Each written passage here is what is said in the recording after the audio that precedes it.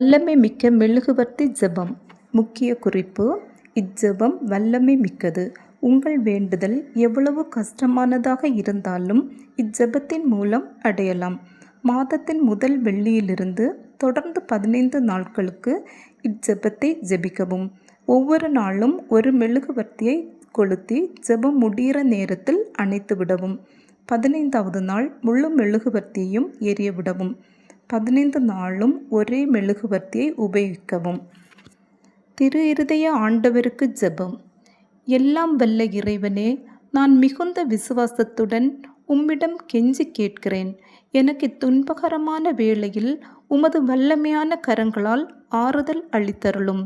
என்னிடம் பரமுகமாய் இராதையும் நல்ல இயேசுவே, உமது கதவுகளை எனக்கு திறந்துவிடும். உமது வல்லமையான கரங்கள்தான் நான் விரும்பும் சக்தியை எனக்கு என்றும் அளிக்க வல்லன. உங்கள் 3 கஷ்டங்களை கூறவும்.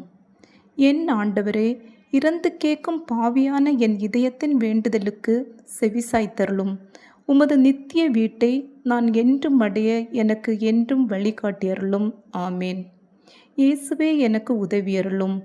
என் ஒவ்வொரு தேவைகளின் போதும் தாழ்மையுடனும் நம்பிக்கையுடனும் உம்மிடம் வர இயேசுவே எனக்கு உதவியருளும்.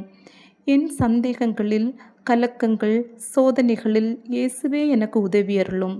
என் நம்பிக்கைகள், ஏமாற்றங்கள், துன்பங்கள், வேதனைகளில் இயேசுவே எனக்கு உதவியருளும்.